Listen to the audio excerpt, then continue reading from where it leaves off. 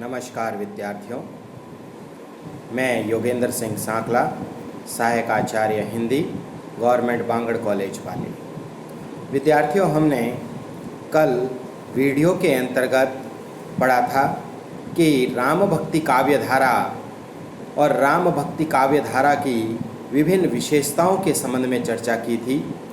उन विशेषताओं की चर्चा करते हुए हमने ये देखा था कि किस प्रकार से राम भक्ति काव्य परंपरा प्रारंभ हुई और उसका संपूर्ण विकास किस रूप में दिखाई पड़ता है, उसका एक विस्तृत विवेचन हमने कल किया था। उसके पश्चात हमने राम भक्ति काव्य की जो विशेषताएं थी उन विशेषताओं का भी अध्ययन किया था, जिनमें से हमने निम्नलिखित विशेषताओं को हमने पढ़ा था। जिसमें सबसे पहली विशिष्टता थी राम का विशिष्ट स्वरूप। इसके संबंध में हमने चर्चा की थी। उसके पश्चात हमने मर्यादावाद का पोषण, इसके संबंध में चर्चा की थी। फिर हमने समन्वयवाद की विराट चेष्टा के विषय में पढ़ा था। आज हम बची हुई राम भक्ति काव्य की निम्न विशेषताओं का अध्ययन करेंगे। उसमें सबसे पहली है लोकमंगल की भावना। लोकमंगल की जो भावना है, इस लोकमंगल की भावना के अंतर्गत यदि हम राम भक्ति साहित्य को देखें तो तुलसीदास का समूचा रामचरितमानस लोकमंगल की कामना को व्यक्त करता हुआ प्रतीत होता है। तुलसी ने राम के रूप को इस तरह से प्रस्तुत किया कि उनके माध्यम से वे समस्त लोक का कल्याण करने की अपनी भावना को प्रकट कर सके। कृष्ण भक्त कवियों ने कृष्ण का लोकरंजनकारी रूप प्रस्तुत किया है। तुलसी ने राम की यद्यपि सौंदर्य की अद्भुत कल्पना अवश्य की है, परंतु उनकी सुंदरता अनायास ही उसके चित्त को आकर्षित कर लेती है। सीता स्वयंवर के समय उनकी सुंदरता को देखकर सारी जनकपुर की स्त्री व पुरुष मोहित हो जाते हैं उनके रूप सौंदर्य को देखकर। लेकिन इतने सुंदर होकर भी तुलसी के राम केवल सौंदर्य के जादू से ही सबको अभिभूत नहीं करते, वरन शील स्थापना के लिए सदैव तत्पर रहते हैं। यदि हम देखें तो प्रभु श्री राम के सौंदर्य की जहाँ तुलसीदास जी ने कल्पना तो की है, लेकिन उस सौंदर्य के साथ साथ उन्होंने जो है उनके शील स्वभाव का भी बहुत ही अनोखा और अनूठा चित्रण उन्होंने अपने काव्य में किया है। रामचरितमानस में यदि हम देखें तो प्रभु श्री राम जो हैं वह सभी प्रकार से सामाजिक मर्यादाओं की स्थापना करने वाले तथा लोक कल्याणकारी एक राजा के रूप में दिखाई देते हैं। तुलसी ने राम के मंगलकारी रूप का विस्तार से राम राज्य रूप में वर्णन किया है। हम देखते हैं कि राम राज्य में न तो कोई गरीब है न कोई दुखी है, यानी कि वहाँ न कोई उच्च वर्ग का वर्णन है न ही निम्न वर्ग का वर्णन है। सभी में किसी प्रकार का कोई भेदभाव हमें देखने को नहीं मिलता।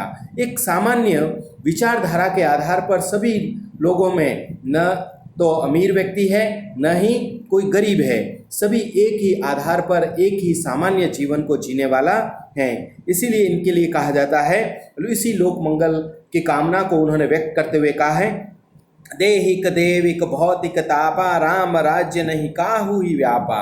कि राम राज्य में जैसा जो है मतलब व्याप्त भावना है वैसी कहीं पर भी हमें देखने को मिलती हैं नहीं मिलती। यानी कि इस काल के अंतर्गत जो देहिक भावना है, देविक भावना है, भौतिक भावना है, इन सारे तापों से मनुष्य पूर्ण रूप से मुक्त होता हुआ हमें दिखाई देता है। तो इस प्रकार से हम देखते हैं कि लोकमंगल की भावना समूचे राम भक्ति काव्य के अंतर्गत दिखाई देती है। अगली हम काव्यगत विशेषता की बात करें तो वह आती है दास्य भाव की भक्ति। हम देखते हैं कि तुलसीदास जी का समूचा जो काव्य है वह दास्य भाव की भक्ति से ओतप्रोत है। तुलसी का ये मानना है कि भगवान की भक्ति करना एक सामान्य रूप से एक दास एवं सेवक के रूप में ही उनकी भक्ति की जा सकती है और तभी उस प्रभु श्री राम को प्राप्त किया जा सकता है। तो इसी दास्य की भावना को उन्होंने अपने काव्य में पूर्ण रूप से श्रेष्ठ स्थान स्वरूप प्रदान किया है। यदि हम उनकी विनय पत्रिका के अंतर्गत देखें तो उनकी समूची जो विनय पत्रिका नामक जो रचना है वह दास्य भाव की भावना को व्यक्त करती हुई दिखाई देती हैं। वह हम देखते हैं कि तुलसीदास ने अपनी इस काव्य रचना के अंतर्गत अत्यंत ही विनय पूर्वक भावों को भी प्रस्तुत किया है और विनय का जो भाव है वह दास्य के रूप में उद्घाटित होता हुआ दिखाई देता है। उनकी जो प्रमुख रचना है विनय पत्रिका, उस विनय पत्रिका में इन्होंने भक्त हृदय के भाव की कोमल भावनाओं को अत्यंत ही विनय पूर्वक प्रस्तुत किया है। वे महसूस करते हैं कि दीनों पर कृपा करने वाले राम विनय भाव से ही प्रसन्न किए जा सकते हैं। विनय की 7 प्रकार की अवस्थाओं का चित्रण उन्होंने अपनी रचनाओं के अंतर्गत किया है, जिसके अंतर्गत स्मरण है, अर्चन है, वंदन है। ये सभी प्रकार की जो वंदनाएं हैं उन्होंने पूर्ण रूप से इस दास्य भाव की भक्ति के अंतर्गत प्रस्तुत करते हुए उन्होंने एक पद के माध्यम से कहा है, राम सो बड़ो है कौन मोह सो कौन छोटो, राम सो खरो है कौन मोह सो कौन खोटो। तो इस प्रकार से हम देखते हैं कि राम भक्ति काव्य धारा के अंतर्गत तुलसीदास की जो भक्ति भावना थी वह दास्य भाव की भक्ति के रूप में, यानी कि एक सेवक के रूप में, एक सेवक का अपने स्वामी के प्रति जो कर्तव्य की भावना होती है उस कर्तव्य की भावना का निर्वाह करते हुए उन्होंने दास्य भाव की भक्ति का यहाँ पर प्रतिस्थापन किया है। अब हम यदि इसी काव्य धारा की अगली विशेषता के संबंध में बात करें तो वह आती है प्रबंध तथा मुक्तक काव्य। यदि हम समूची राम भक्ति काव्य धारा के लेखन और उसके स्वरूप की अगर चर्चा करें तो इस समय जो काव्य लिखा गया वह मोटे तौर पर 2 रूपों में लिखा गया, एक प्रबंध काव्य और मुक्तक काव्य।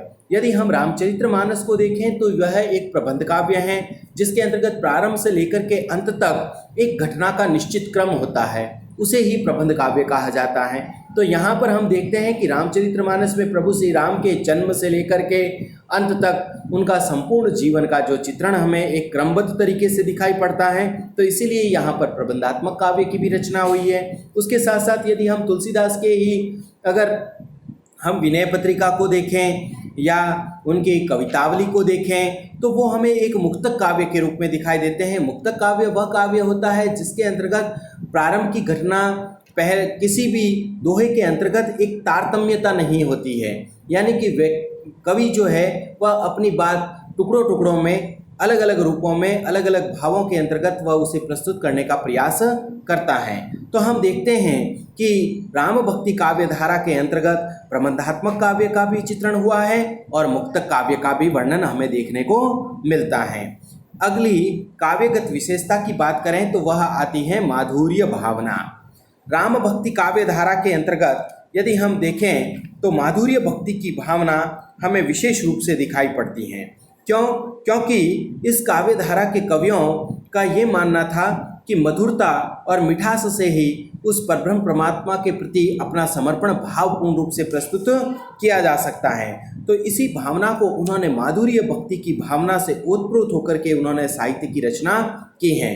वैसे तो इनकी जो भक्ति की जो भावना है वह पूर्ण रूप से दास्य भाव की भक्ति रही है, लेकिन इनकी काव्य के अंतर्गत यदि देखा जाए तो हमें स्थान स्थान पर मधुरता का पुट हमें देखने को मिलता है। तो इस प्रकार से माधुर्य भावना की का जो स्वरूप है वह हमें एक विस्तृत रूप के रूप में दिखाई पड़ता है। अगली काव्यगत विशेषता की बात करें तो वह है रसों का निरूपण। यदि हम देखें तो राम भक्ति काव्य धारा के अंतर्गत रसों का पूर्ण परिपाक दिखाई पड़ता है। यदि हम समूचे राम भक्ति काव्य धारा के अंतर्गत देखें तो स्थान स्थान पर रसों का स्वरूप दिखाई पड़ता है। जैसे राम और सीता के मिलन के समय वहाँ पर श्रृंगार रस की प्रधानता दिखाई गई है और श्रृंगार में भी संयोग पक्ष का उनका जब मिलन होता है, धनुष भंग होता है, तब उनका राम और सीता का जो संयोगात्मक जो मिलन है वह संयोग रस का बड़ा ही मनोहारी और मधुर चित्रण हमें देखने को मिलता है। उसी प्रकार से ये जब सीता जी का हरण हो जाता है तब राम और सीता का जो विरह वेदना है तो वहाँ पर वियोग श्रृंगार का भी पुट हमें दिखाई देता है। उसके साथ साथ यदि हम कहीं पर भी प्रभु श्री राम की वीरता, शक्ति और शौर्य को देखें तो कहीं पर हमें वीर रस, कहीं रौद्र रस आदि सभी रसों का पूर्ण परिपाक हमें देखने को मिलता है। यहाँ तक कि हम देखते हैं कि कहीं कहीं पर जो राक्षसी घटनाएं हैं वहाँ पर भयानक रस को भी उत्पन्न करती हुई हमें अनेक प्रकार की घटनाएं देखने को मिलती हैं। उसके साथ साथ जो राक्षसों की जो क्षति होती है वहाँ पर हमें विभत्स रस का भी स्वरूप हमें दिखाई पड़ता है। उनके शत विशत अंगों का जहाँ कहीं भी चित्रण हमें दिखाई पड़ता है तो उसका वहाँ पर पूर्ण रूप से जो है वह विभत्स रस पूर्ण रूप से उद्घाटित हुआ है। तो करुण रस का भी हम चित्रण देखते हैं। जब लक्ष्मण जी जो है मूर्छा अवस्था में पहुंच जाते हैं तब प्रभु श्री राम की जो करुणा है, जो वेदना है, जो पीड़ा है, उसका अत्यंत ही मनोहारी चित्रण हमें वहाँ पर दिखाई पड़ता है। उसके साथ साथ यदि हम देखें तो समूचे काव्य में वैसे शांत रस की विशेष रूप से प्रधानता हुई है। जहाँ कहीं भी एक पानी के बुलबुलों की भांति कुछ भाव उत्पन्न तो होते हैं लेकिन मूल तत्व के रूप में हमें शांत रस की प्रधानता वहाँ पर देखने को मिलती है। तो इस प्रकार हम देखते हैं कि राम भक्ति काव्य धारा के अंतर्गत संपूर्ण नव रसों का एक बहुत ही सुंदर ढंग से चित्रण दिखाई पड़ता है। यदि हम अगली काव्यगत विशेषता की बात करें तो वह आती है मानवीय चरित्र का निरूपण। राम भक्ति काव्य धारा के अंतर्गत यदि हम बात करें तो मानवीय चरित्र का जो स्वरूप है वह वास्तविक स्वरूप तुलसीदास जी ने अपने रामचरितमानस में उभारा है। उन्होंने कहा जाता है कि तुलसीदास का जो रामचरितमानस है वह मानवीय चरित्रों का अद्भुत खजाना है। यथार्थ जगत में मानव के चरित्रों में अनेक रूपों की भिन्नता पाई जाती हैं। अलग अलग रुचियों, संस्कारों, स्वभावों, अवस्थाओं आदि के कारण मानव समाज विविध प्रकार के मानव चरित्रों से भरा दिखाई देता है। तुलसी के मानस में भी यथार्थ समाज की भांति विविध प्रकार के मानवीय चरित्रों का सुंदर निरूपण है। जैसे राजा, मंत्री, ऋषि, गुरु, राक्षस, सेवक, नागरिक, वनवासी, स्त्री, पुरुष सभी प्रकार के चरित्रों की विविध विशेषताएं तुलसी के साहित्य में हमें दिखाई देती हैं। तुलसी के राम तो सभी मर्यादाओं का पालन करते ही हैं, लेकिन भरत एक आदर्श भाई हैं, हनुमान एक आदर्श सेवक हैं, वशिष्ठ जी एक आदर्श गुरु हैं, कौशल्या एक आदर्श माता हैं, रावण राक्षस की भी भूमिका के रूप में एक विशिष्टता को पूर्ण रूप से स्वीकार किए हुए दिखाई पड़ता है। तो इस प्रकार से तुलसीदास जी का जो समूचा जो साहित्य देखें तो वहाँ पर यथार्थ मानवीय चरित्रों की भिन्न भिन्न विशेषताओं से भरा पड़ा साहित्य दिखाई देता है। अगली और अंतिम काव्यगत विशेषता की बात करें तो वह आती है भाषा वैशिष्ट्य। भाषा वैशिष्ट्य के दृष्टिकोण से यदि हम राम भक्ति काव्य धारा की बात करें तो इस काल के जितने भी जो कवि थे वो अत्यंत ही प्रकांड संस्कृत के विद्वान पंडित थे, लेकिन प्रकांड विद्वान होते हुए भी उन्होंने उस समय के जन सामान्य की भाषा को अपनाया और जन सामान्य की भाषा को अपनाते हुए उन्होंने काव्य की रचना लिखी। उनकी भाषा के अंतर्गत यदि हम बात करें तो उन्होंने उस समय की जो प्रचलित और बोलचाल की जो भाषा थी वह अवधी भाषा थी और उस अवधी भाषा को ही उन्होंने अपने काव्य का विषय बनाया।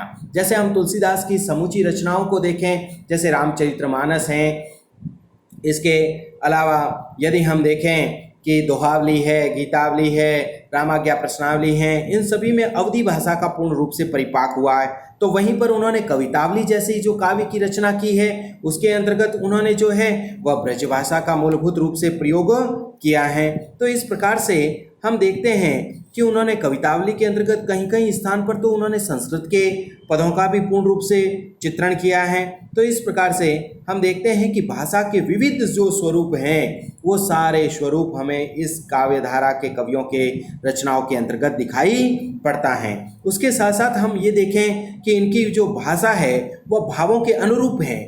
जैसा भाव उत्पन्न होता है उस भाव के अनुरूप इनकी भाषा के अंतर्गत भी विभिन्न प्रकार का बदलाव दिखाने को मिलता है। जैसे हम बात करते हैं कि युद्ध के प्रसंगों में इनकी भाषा में कहीं कहीं कठोरता दिखाई देती है, एकदम कर्कशता आ जाती है वाणी के अंतर्गत। वहीं पर हम सीता स्वयंवर जैसे प्रसंगों को देखते हैं तो वहाँ पर अत्यंत ही कोमल भाषा का प्रयोग किया गया है। इस प्रकार प्रसंग जैसा प्रसंग होता है और जैसे प्रसंगों के अनुसार ही और भावों के अनुसार ही भाषा का स्वरूप भी बदलता हुआ हमें दिखाई देता है। तो एक भाषा की जो विशिष्टता है वह हमें इस काव्य धारा के कवियों के अंतर्गत देखने को मिलती हैं। इसके साथ साथ यदि हम भाषा के विविध स्वरूप की बात करें तो उसके अंतर्गत हम देखते हैं तो तुलसीदास जी या राम भक्त कवियों ने पूर्ण रूप से अपने अंतर्गत अलंकारों का प्रयोग किया है। अलंकारों में हम उपमा, रूपक, उत्प्रेक्षा, मानवीकरण आदि अनेक अलंकारों का पूर्ण परिपाक रूप से चित्रण उन्होंने किया है। उसके साथ साथ यदि हम छंदों की बात करें तो इस समय की भाषा शैली के अंतर्गत दोहा और चौपाई छंदों के अंतर्गत समूचा काव्य रचा गया है, जिसके अंतर्गत की उन्होंने रचना की हैं। उसके साथ साथ हम अंतिम भाषा के दृष्टिकोण की बात करें तो वहाँ पर हमें भाषा में सहज और प्रभावशीलता दिखाई देती है। उन्होंने भाषा के अंतर्गत ऐसे शब्दों का उपयोग किया है जो कि अत्यंत ही सार्थक हो, यानी उतने ही शब्दों का चयन करना कि जिसके लिए उस वाक्य के लिए या उस वक्तव्य के लिए उपयुक्त हो, वही उन्होंने उसका वहाँ पर प्रयोग किया है। शब्द और अर्थ को तुलसी जल और लहर की तरह अभिन्न मानते हैं। कहते हैं कि जिस प्रकार से शब्द है और अर्थ है, जैसे शब्द अलग चीज़ है और उस शब्द का जो अर्थ है वह एक अलग तत्व है, वैसे कि वैसे जल, जैसे जल में से क्या उठती हैं, लहरें उठती हैं, वैसे कि वैसे शब्दों से ही अर्थ रूपी लहरें उठती रहती हैं। तो इसलिए शब्दों का जो चयन किया जाना चाहिए वह बड़ा ही सार्थक और सटीक होना चाहिए। अनर्गल शब्दों का उन्होंने कहीं पर भी प्रयोग अपने काव्य रचना के अंतर्गत नहीं किया। इसीलिए उनके भाषा की इसी विशिष्टता को देखते हुए कहा जाता है, घिरा अरर्थ जल बीच सम कहियत भिन्न न भिन्न। तो इस प्रकार हम देखते हैं कि राम भक्ति काव्य धारा के कवियों ने अपनी विविध विशेषताओं के द्वारा इस काव्य धारा को समृद्ध बनाया और इसको एक विराट स्वरूप प्रदान करने की चेष्टा की। विद्यार्थियों, आज यह टॉपिक यहीं पूर्ण समाप्त होता है, राम भक्ति काव्य धारा।